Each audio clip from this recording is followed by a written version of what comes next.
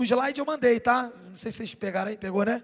Vamos abrir nossas Bíblias em Romanos, capítulo 3, verso 1 ao verso 8. No slide tem isso, na tela também tem. Romanos, capítulo 3, verso 1 ao verso 8. Então eu já vou ler, porque está na tela, tá bom?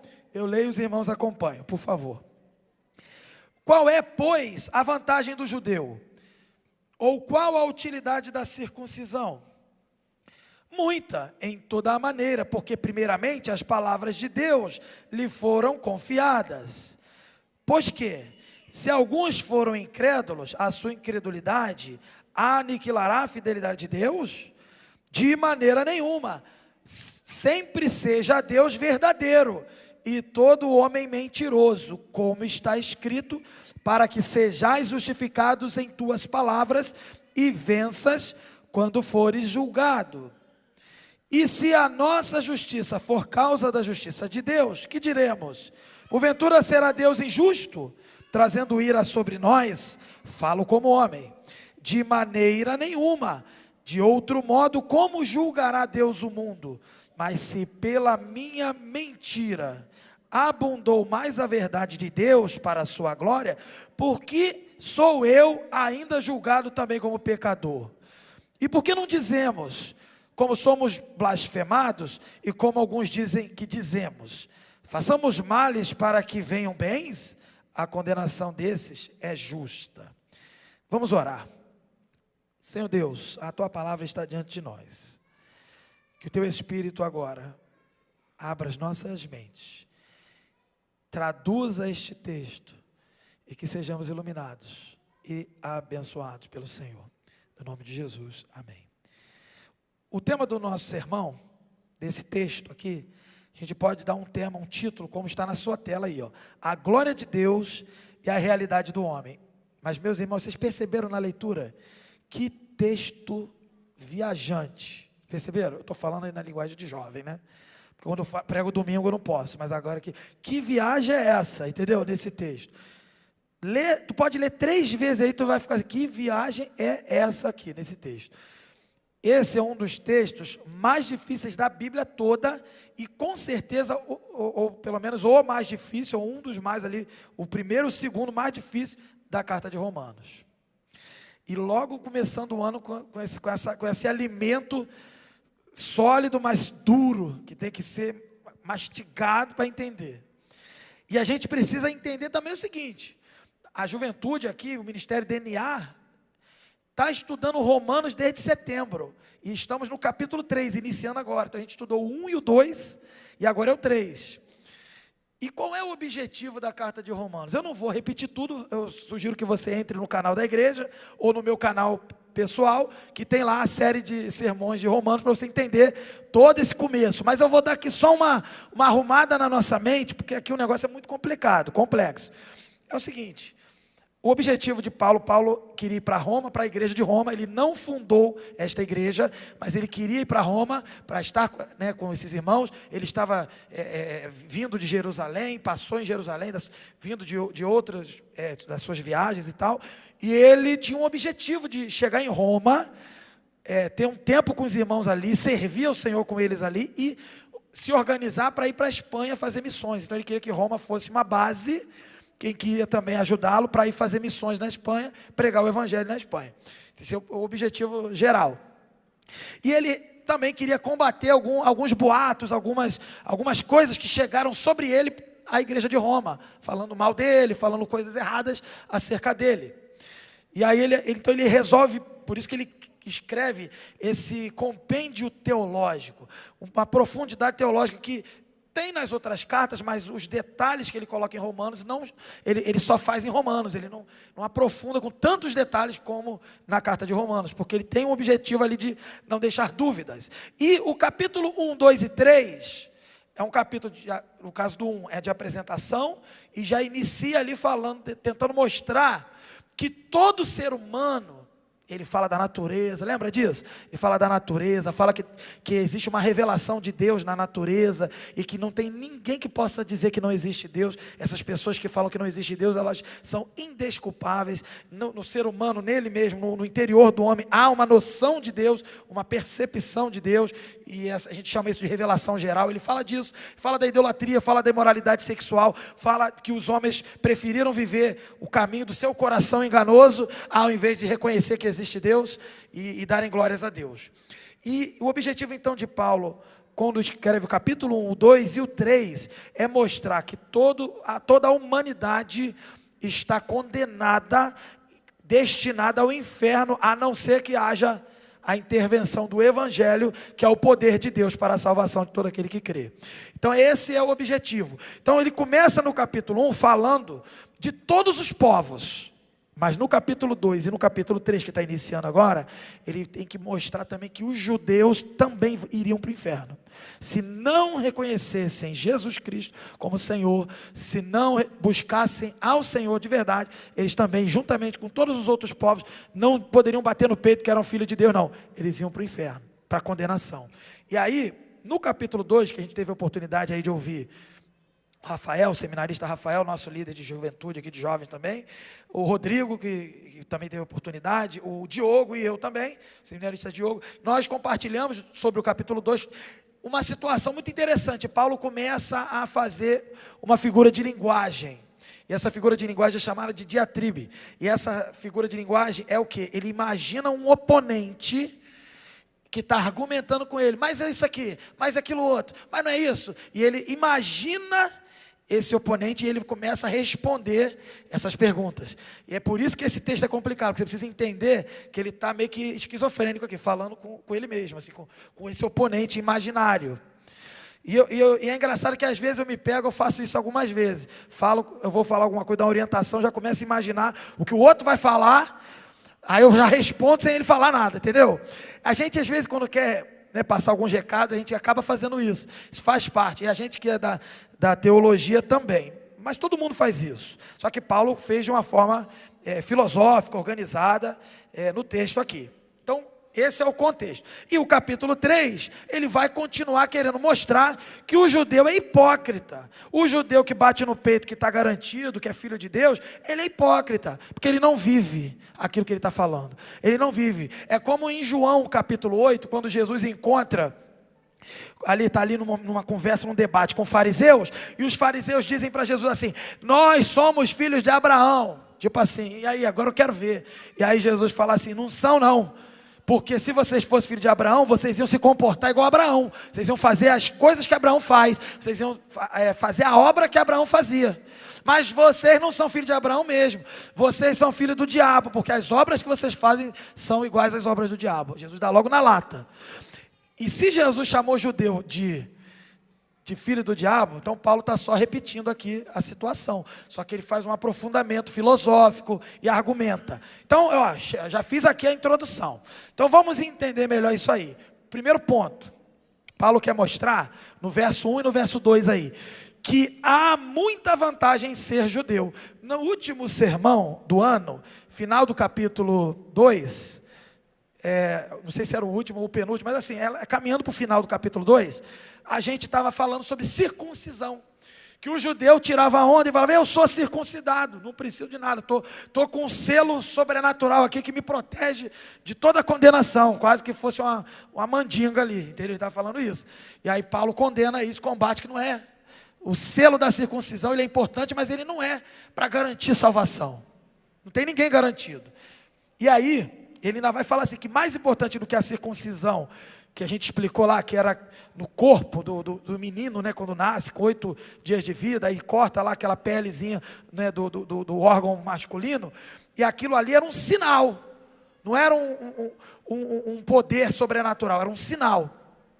E que mais importante era circuncidar, não aquilo ali, mas o coração, mudar o coração. É isso que Paulo vai ensinar. E aqui ele continua esse debate. Então a gente vê que no verso 1 e no verso 2 ele está falando de circuncisão também. Que há muita vantagem em ser circuncidado, porque no sentido de que você, quando é circuncidado, no contexto ali, ele está dizendo que você é judeu. Há vantagem em ser judeu. Ele imaginou um oponente judeu lá contrariando ele, dizendo assim: não, desse jeito não tem vantagem ser judeu, não tem vantagem se circuncidar, não tem vantagem nenhuma. Então é melhor ser um povo gentil qualquer, igual os outros. Só que também não. Todos são iguais diante de Deus? São. Mas há vantagem, Paulo vai defender isso, há vantagem em ser judeu. Olha o que ele vai dizer, né? A primeira pergunta que aparece, né? Ele imagina assim, os judeus inconformados com essa teologia de Paulo, que vai desmontando essa falsa segurança que eles tinham, e aí os judeus vão questionar Paulo, perguntando assim: qual é, pois, a vantagem do judeu? Ou qual é a utilidade da circuncisão? Essa é a pergunta que a gente já leu aí no verso 1. E Paulo responde no verso 2, muita. Tem utilidade? Tem, muita. Sob todos os aspectos. Que aspectos que ele está dizendo? Os aspectos sociais, espirituais, todo tipo de aspecto, entendeu? Religioso e tal, sob todos os aspectos. Principalmente porque aos judeus foram confiados os oráculos de Deus. Cara, o que é oráculos? Que loucura é essa? É porque a tradução é antiga, eu tinha que ter usado a mais nova. Mas assim, o oráculo são os profetas do Velho Testamento que recebiam a palavra de Deus e transmitiam para o povo. Então, assim, os judeus tiveram essa vantagem. Teve algum outro povo que tinha profeta que falava em nome de Deus? Teve? É isso que Paulo está dizendo. Eles têm vantagem. Mesmo com a vantagem, eles estão indo para o inferno. É isso que está acontecendo aqui. É isso que Paulo está querendo falar. Tem vantagem, mas vocês estão jogando fora essa vantagem. Vocês estão mesmo com a vantagem. Vocês começaram o jogo ganhando de 1-0, 2-0, mas estão tomando de goleada. É isso que está acontecendo. E aí, Paulo e os judeus, ele está tentando fazer esse debate. Eles estavam ali, em certa forma, em acordo em alguns aspectos. Paulo concordava com os judeus nesse aspecto aqui, de que os judeus foram escolhidos por Deus. Mas ele estava discordando da destinação. O fato de Deus ter escolhido os judeus, mas eles não viverem uma vida coerente, só se valerem desse status de serem povo escolhido, não era suficiente para salvá-los. É isso que Paulo estava falando aqui. Então, se a lei e a circuncisão não davam aos judeus nenhuma garantia de salvação em relação à condenação, à justiça de Deus, ao juízo que viria, então qual seria a vantagem? Então Paulo está falando isso muito. O problema é que os judeus, eles pensavam que o fato deles terem os oráculos de Deus era um privilégio que os garantia como salvos. O fato de ter profeta falando em nome de Deus, né, entre eles ali, já garantia a salvação para eles. E Paulo deixa claro que não, porque eles tinham que ter responsabilidade diante de Deus. E aí você fala assim: o que isso tem a ver comigo? Tem a ver que se Deus não aliviou nem para o povo dele escolhido, ele não vai aliviar para ninguém. Esse é o ponto. Temos que ter uma vida totalmente coerente ao que os oráculos do passado falaram e ao que os profetas de hoje falam, quando abrem a palavra e mostram o certo e o errado perante o Senhor. Você e eu devemos viver o certo para que a nossa vida seja coerente e assim, de fato, estejamos no caminho da salvação. Amém? Vocês entenderam isso? Então vamos lá, porque hoje vai ser meio rápido, mas mesmo assim a gente vai explicar esse texto. Segundo ponto: não há bênção automática para os judeus.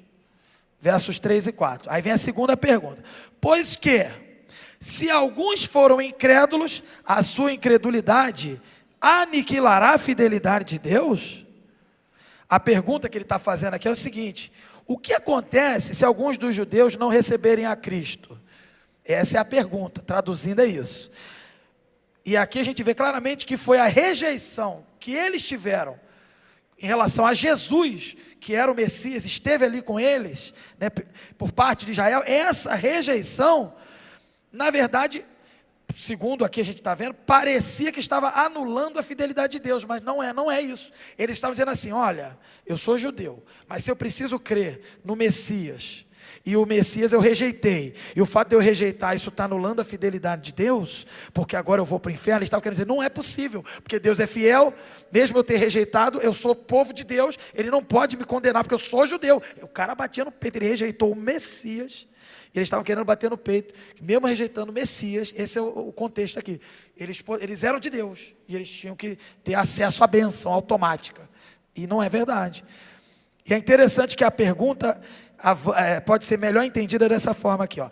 Pode a incredulidade dos judeus com respeito a Jesus aniquilar a fidelidade de Deus ao seu povo? E aí ele responde: de maneira nenhuma. O fato de Deus punir os judeus não é um argumento errado, porque Paulo já mostrando assim: vocês serão punidos. E aí não é um argumento errado, e que por ser errado está dizendo que Deus não é fiel, porque ele prometeu lá em Abraão, ele tem que cumprir. Aí é que está, ele tem que cumprir do jeito dele, ele não tem que cumprir do jeito que o judeu entendia. A bênção para Abraão, de Abraão, era uma bênção que transcendia a nação de Israel. E nesse sentido haveriam pessoas além de Israel que receberiam a bênção, e o próprio Israel poderia rejeitar essa bênção. É isso que Paulo estava querendo dizer. E o fato disso ser o entendimento certo da realidade do ser humano e dos judeus, incluindo em relação à bênção de Deus, então isso não era motivo para dizer que Deus não era fiel, que Deus estava mudando a promessa dele. Não, eles que entenderam errado. Gente, até hoje, na faculdade, às vezes a gente lida com jovens cheio de dúvida sobre a Bíblia, e tem gente que fala cada coisa, fala que Deus mudou, que Deus era uma coisa no Velho Testamento, depois era outra. E quando você vê, gente, se tem uma coisa que não muda, está bem claro ali, se tem alguém que não muda, é Deus. E a revelação de Deus, ela também é perfeita, suficiente. Ou seja, a palavra de Deus, ela é inerrante, infalível. Se há alguma dificuldade, se há uma aparente contradição de uma coisa com outra, não é que Deus não é fiel. Tem gente que tem essa maluquice. Talvez às vezes você passa uma luta na sua vida e você começa a questionar a fidelidade de Deus. Às vezes você passa até uma tragédia, né? Quem já não teve, a maioria aqui já deve ter tido uma experiência de ir num velório, né, de um falecimento de alguém querido. E às vezes você começa a se questionar. E se a pessoa se permitir ficar revoltada, ela vai dizer que Deus não é fiel. Ela vai dizer que Deus prometeu coisas boas para mim e essas coisas estão acontecendo. Então os judeus, guardaram essas proporções, eles estavam com esse argumento fraco, dizendo assim: se eu vou para o inferno, então Deus não é fiel. Ou seja, isso é um absurdo, então Deus tem que ser fiel e eu vou para o céu. É isso que eles estão querendo dizer. Mas eles não iam se garantir nesse argumento, eles não iam se garantir na filosofia, eles não iam se garantir na lógica. Só é possível se garantir em Jesus Cristo, crendo em Jesus Cristo como Senhor e Salvador. E é isso que Paulo estava tentando mostrar para esse oponente judeu e para quem fosse ler a carta, e você e eu também. Então, querido, é lembrar de Jó. Jó se revoltou. Jó disse que Deus não era fiel quando perdeu tudo. Foi isso que Jó fez? Não. O que Jó fez? Ele primeiro declarou: nu saí do ventre da minha mãe, nu eu vou voltar ao pó, vou morrer. E o Senhor deu, o Senhor tomou, bendito seja o nome do Senhor. Ele adorou o Senhor, reconheceu a soberania de Deus e foi fiel ao Senhor até o final do sofrimento. E não há como comparar, gente, o sofrimento de Jó, maior que o sofrimento de Jó, só o de Jesus Cristo. Então, a gente precisa ter isso bem claro. Quando você estiver passando por um momento de luta, por um momento de dificuldade, momentos de sofrimento, não se permita no seu coração questionar a fidelidade de Deus, porque mesmo o judeu que tinha vantagem de conhecer a palavra de Deus antes da gente, o judeu não poderia argumentar que Deus não era mais fiel, porque eles iriam para o inferno. Então quem dirá nós? Não argumente. Se tem alguma coisa errada, gente, se tem alguma coisa errada na vida, no mundo, no universo, é Deus que é o errado? O que está errado? Você, eu. E se alguma coisa não está funcionando direito, a culpa é tua e minha, sabia disso? Eu tenho culpa do planeta estar do jeito que está? Tem. Sabe por quê? Porque lá em Adão, quando eu e você pecamos, junto de Adão e Eva, porque lá a Bíblia diz isso, que Adão e Eva nos representaram para o pecado, e por isso Jesus nos representou para a salvação. Então lá você pecou em Adão, mas eu não estava lá, nem queria estar lá, mas você pecou mesmo não querendo estar lá. E a prova disso é que você peca hoje. Que viagem, é isso mesmo. É isso mesmo. Assim como Jesus também. Jesus te salvou, você nem queria estar lá na cruz para salvar ninguém, nem para ser salvo. Você não tinha condição nem de querer ser salvo. Você não sabia nem que precisava disso. Você nem sabia que estava indo para o inferno, estava morto. Aí de repente Jesus faz tudo isso, você ressuscita, agora eu entendi. Então, vamos com calma. Jesus Cristo te salvou, mas lá em Adão nós estávamos condenados. Beleza. E o que isso quer dizer? Quer dizer que o fato de toda a humanidade estar condenada, Isso não acontece e não implica e não atinge só o ser humano. Isso atingiu todo o universo. Se o universo funciona de uma forma totalmente alterada, equivocada, contrária à formatação original, isso é por causa do pecado que Adão e Eva cometeram e nós juntos, por representação. Então veja, por que tem tragédia? Os animais sofrem, a natureza está sofrendo de alguma forma. A Bíblia fala que a natureza, a criação, ela geme com dores de parto, aguardando a manifestação dos filhos de Deus. O que é isso? O que é isso? É o dia que Jesus virá e vai levantar o povo dele e vamos acabar com essa história de pecado, definitivamente. E vamos viver uma nova realidade, sem o pecado. A natureza está sofrendo até hoje. Ela não está sofrendo só aquilo que os ambientalistas falam. Isso aí é uma consequência material. Ela está sofrendo as dores do pecado, que refletem-se também de forma material. Então veja, você e eu somos os responsáveis por tudo de ruim que está acontecendo. Esse é o sentido. Eu lembro do Salmo 40. O Salmo 40 é quando Davi escreve: esperei confiantemente no Senhor, e o Senhor se inclinou e ouviu o meu clamor, aleluia. Ele fica todo feliz, glória a Deus. Chega no final, ele vai falar assim: os meus pecados me alcançaram. Ele começa a clamar por outro livramento, depois de agradecer no início por um primeiro livramento, e ele clama e fala assim: os meus pecados me alcançaram. O que ele está falando? Ele está falando assim: eu sou a causa de estar sofrendo. Quando você estiver sofrendo, quando Jó sofreu, quando qualquer pessoa estiver sofrendo, nunca coloque a culpa no outro. Sempre terá uma parcela de culpa sua, seja quando você realmente fez algo de errado para sofrer aquilo ali, ou mesmo que você não seja o culpado de nada, foi o irmãozinho, o coleguinha que te causou o prejuízo. O Davi nos ensina nesse salmo que até quando os nossos inimigos estão nos fazendo sofrer, nós também temos culpa, porque só pelo fato de estarmos vivos nesse mundo, sermos pecadores, nós somos colaboradores com a contaminação desse universo, para que o sofrimento aconteça. Então olha a viagem, mas é isso que a gente é, e é disso que Jesus nos libertou. Caramba, eu não tinha noção que era tanto assim. É tanto assim, muito mais. A gente pode conversar com mais calma depois. E muito mais, beleza?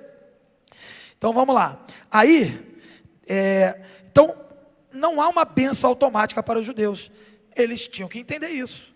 Os antigos do Velho Testamento entendiam isso, mas eles queriam viver as suas vidas de maneira fácil que dá na telha, porque eu tenho a bênção automática, e não é assim. Beleza?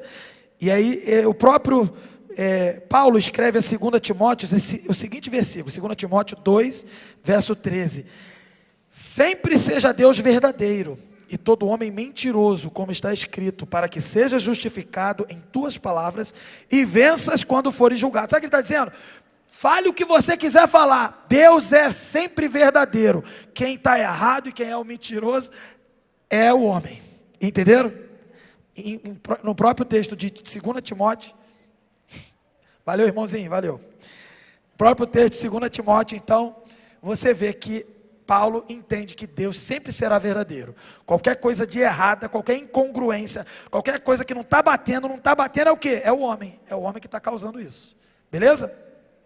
Terceiro ponto, o pecado não ressalta a justiça de Deus. Aí os judeus tentam argumentar, esse judeu imaginário tentou argumentar o seguinte: é o seguinte, o pecado é importante para que a justiça de Deus seja percebida, para que todos percebam que Deus é justo. E aí, olha a pergunta: e se a nossa injustiça for causa da justiça de Deus, que diremos? Porventura será Deus injusto, trazendo ira sobre nós? E aí Paulo fala assim, falo como homem. Isso é a mesma coisa que a gente estivesse dizendo assim, se a minha infidelidade coloca em destaque a fidelidade de Deus, se a minha injustiça estabelece a justiça de Deus, porque ele vai encontrar falha em mim? Ou seja, se ele está contando que eu peque para que a justiça dele seja ressaltada, então pecar é conveniente para Deus. Por que pecar é um problema? É isso que, olha que viagem esse texto. É isso que ele está falando aqui. Os judeus argumentavam que pecar era importante, fazia parte ali para ressaltar a Deus. Olha que loucura. Entendeu? Como se Deus precisa do homem para alguma coisa. Deus precisa que o homem peque, que faça alguma coisa para que a revelação da justiça dele seja clara? Obviamente que não. Deus não precisa do homem para nada. Quem dirá, vou botar o homem aqui para poder dar um destaque. É igual a pessoa que vai se arrumar, bota essa roupa que vai dar um destaque melhor com o seu corpo, com o seu rosto. Está de brincadeira. O homem agora está sendo o quê? A maquiagem de Deus, para todo mundo entender quem é Deus. É isso que esses caras estão falando aqui. Estou tentando traduzir aqui de uma forma doida. Mas, vamos lá. Olha só, Salmo 51:4. Contra ti somente pequei, e fiz o que a teus olhos é mal. Olha só, o texto que eles conheciam. Salmos, dizendo o quê? Que eu peco mesmo, e faço só o que é mal, para que sejas justificado quando falares, e puro quando julgares. Ou seja, o que eu faço é mal, para que quando o Senhor me condenar, isso seja justo, porque então tem que ser mal. Tem gente que está transformando o mal em bem. Tem gente que está dizendo que o pecado que você comete, que eu cometo, não é pecado não, é coisa boa. E Deus é que é o injusto. Não. Assuma o seu erro, assuma o seu mal, para que então a gente tenha tranquilidade de dizer que se eu estou errado é porque Deus é justo, Deus é verdadeiro. É isso que ele está falando. É difícil o raciocínio, né? Estou tentando traduzir, estamos chegando lá. Último ponto. O pecado, da mesma forma que ele não ressalta a justiça de Deus, o pecado também não vai ressaltar a glória de Deus. Cantamos aqui sobre a glória de Deus, derrama a tua glória. Agora é o quê? Precisamos que haja pecado no mundo para que haja mais glória? É isso que os judeus estavam argumentando aqui. Olha só. Mas se pela minha mentira abundou mais a verdade de Deus para a glória sua, por que sou eu ainda julgado também como pecador? Se o meu pecado está ajudando a glória de Deus manifestar, então meu pecado está colaborando, por que eu vou ser julgado? Mesma coisa. Aí ele fala assim, e por que não dizemos, como somos blasfemados, e como alguns dizem por aí, que dizemos, façamos males para que venham bens. Então por que a gente não sai por aí falando assim, vamos pecar para que dê tudo certo? Não é isso aí que está acontecendo. Não é isso que é para fazer. Que texto difícil, né? Aí, aqui Paulo está mostrando o ridículo desse raciocínio, o absurdo desse raciocínio do judeu pecador. Se o meu pecado faz a glória de Deus brilhar por contraste, então por que ele insiste em me condenar como pecador? Que absurdo, que argumento fraco, que pergunta, que mostra um coração que não se rende a Deus. No verso 8 ele vai prosseguir respondendo, né? O fato é que os meus oponentes dizem que o meu evangelho significa façamos males para que venham bens. Mas essa acusação não é apenas uma calúnia, ela se autocondena, porque é uma contradição. Nesse ponto Paulo ele vai mostrar que esse raciocínio, que é um raciocínio perverso, ele só pode originar de um coração distorcido moralmente, de um coração que não quer Deus. Essa loucura, o cara faz uma ginástica mental para se defender, e no final Deus é o errado, e ele tenta achar uma lógica, mas é um absurdo, mas isso só revela um coração rebelde, que não quer Deus. O que a gente aprende com esse texto, para a gente terminar? Pode colocar na tela. Primeiro, o coração do homem, o coração humano, ele é inclinado para a rebelião contra Deus. Jovem, adolescente, cuidado, porque pode ser que você não esteja habituado a raciocinar com esse nível filosófico que a gente viu Paulo fazendo aqui. Mas esse erro que ele mostrou aqui, a gente comete mesmo sem filosofia e sem tanta intelectualidade. A gente tem a mania de justificar e de explicar e dizer daqui a pouco a gente está certo e Deus está errado. Então, cuidado, porque o coração de toda a humanidade, ele é naturalmente, no nascimento, na sua natureza, ele é inclinado para a rebelião contra Deus. Mas eu sou crente, mas você tem um coração de carne também. De carne, ainda bate em você um coração de carne, você tem DNA humano, e esse DNA humano ainda é conectado com este cosmo formado aqui, corrompido pelo pecado desde Adão. Ou seja, você foi liberto do pecado? Foi. E o que você foi liberto? Sempre falo isso. Você foi liberto do poder do pecado, ele não governa você, porque você é crente. Quem governa você? Jesus, ele é o teu Senhor. Você foi liberto da culpa do pecado. Por quê? Porque a culpa foi colocada diante de quem? Jesus. Mas a presença do pecado ainda está neste universo. Ainda está no teu corpo. Por isso que a Bíblia ensina a gente a se santificar e lutar contra o pecado. Irmãozinho pecador, luta contra o pecado. Entendeu? Está aqui todo.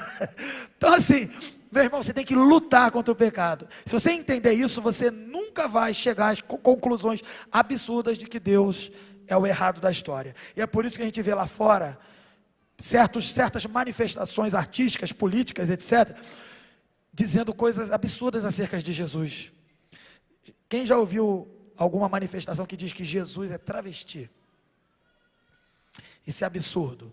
Só vem de uma mente, de um coração inclinado para o mal, que chega ao absurdo de se achar bom e Deus o errado. Esse é o ponto. Segundo, a infidelidade dos judeus e gentios vai mostrar a realidade do coração humano. Quando você vê que até judeu é infiel, já que ele tinha a vantagem de ter os profetas, o Velho Testamento, a revelação de Deus que os outros não tinham ainda, até o judeu era infiel. Infiel. Isso quer dizer o quê? Que não tem mesmo ser humano algum que tenha capacidade de ser fiel, a não ser que ele seja restaurado, resgatado pelo Evangelho. E aí depois, no capítulo 4, mais à frente, quando a gente estudar, vai começar um capítulo muito legal sobre a justificação. Ele vai falar algumas coisas ainda sobre Abraão, muito importante, no contexto de justificação, de fé, vai falar muita coisa, mas veja, até judeu é infiel. Você não vai ser fiel mesmo, só Jesus na sua vida, na minha vida. Entendemos? Amém? Amém. E por último, uma coisa óbvia, tem gente que não acredita, acha que Deus não vai fazer isso porque Deus não é mau. É justamente porque Deus é bom, é que vai acontecer o número 3 aí. Deus vai julgar a humanidade. Se Deus fosse mau, deixava rolar. Ele é bom, Ele é santo, Ele é justo, Ele é amor, Ele salva pecadores arrependidos, Ele ama inimigos e transforma em amigos. Mas aqueles que continuaram inimigos, Ele condena, Ele julga. E mas é aquele texto que fala, não julgueis para não seres julgados. Está bem claro, haverá um julgamento. Quem julga será julgado. Mas quem julga o quê? O que está naquele texto. Quem julga segundo um padrão humano e não um padrão divino. Nós como igreja cristãos, nós como cristãos, nós temos agora um novo padrão, o padrão de Deus. Então temos que exercer também, em certo sentido, a justiça de Deus. Você também julga, no contexto em que você avalia aquilo que é de Deus, aquilo que não é, rejeita o que é o mal e fica com o que é o bom, o bem, aquilo que é bom de Deus. Você está julgando. Esse julgamento é bom. Esse é para fazer, porque é o padrão de Deus. Agora não julgue igual o ser humano, que aí você vai ser julgado. Porque sim, seremos julgados. Deus vai julgar a humanidade. Quem não acredita, não tem jeito, uma hora vai ter que acreditar. Então a gente deve nos livrar de qualquer tentativa do nosso coração, que é enganoso, de dar cobertura para o pecado. Para que a gente possa então se afastar do pecado, porque a gente sabe que Deus conhece todo o pecado de cada um de nós aqui, e Ele vai julgar. Que estejamos escondidos em Cristo. Talvez, concluindo esse sermão, talvez você tenha tido dificuldade até de entender esse texto, ainda mais agora que eu fiz meio corrido, né? Talvez eu pregue de novo em outro momento, faça um vídeo maior, mas assim, existem textos difíceis na Bíblia que a gente precisa estudar, e nos trazem ensinamentos profundos para a vida prática. É importante você compreender e acompanhar o máximo que você puder. Talvez seja difícil entender Paulo em alguns momentos. O próprio apóstolo Pedro escreve que Paulo falava coisas difíceis, escrevia coisas difíceis. Ele coloca isso na sua carta. Mas essa situação de coisas difíceis da Bíblia tem que ser encarada não como algo para te afastar, mas para te motivar a buscar mais, a se aproximar, porque temos que ter fome e sede da verdade, a verdade que nos liberta. Ali tem um tesouro que precisa ser desvendado, que precisa ser uma pedrinha que precisa ser quebrada e sair ali uma pedra preciosa para a sua vida. Então não tenha medo de encarar textos difíceis, porque eles vão vir com verdades que transformam a sua vida. O primeiro ensinamento de conclusão é esse. Um outro ensinamento de conclusão que eu queria apresentar para você é que o cristianismo não é apenas um jeito de viver, mas ele também é um conjunto de doutrinas. Tem gente que só gosta do dia a dia, vamos fazer e acontecer. E tem gente que só gosta de doutrina. Os dois estão errados, porque o cara que gosta de fazer acontecer, não pode fazer aleatoriamente, ele tem que fazer baseado na palavra de Deus, na doutrina. E aquele cara que só gosta de doutrina e não faz nada é um preguiçoso, porque aquilo que ele aprende ali, ele não faz a diferença na vida de ninguém, nem na dele, então ele também precisa aplicar. É preciso ter compreensão teórica, mas também prática. Esse texto muito teórico, mas precisa ser entendido para a vida prática. Portanto, cuidado com o seu coração e o meu coração. Não se permita ficar enlouquecido como esses caras aqui. Daqui a pouco você está falando que Deus é o errado. E outra coisa que eu queria mostrar aqui nessa conclusão, talvez você não aceite essa ideia de justiça de Deus. Deus é injusto. Por que o mal acontece? Isso é injusto. Não é não. Quem é você? Quem sou eu para determinar o que é justo? Você é a origem das coisas, nós somos a origem, nós somos o início das coisas, porque há que se ter um início, e nesse início é que o padrão de justiça está. Você é o início? Não. Quem é o início? Deus. Quem é o fim? Deus.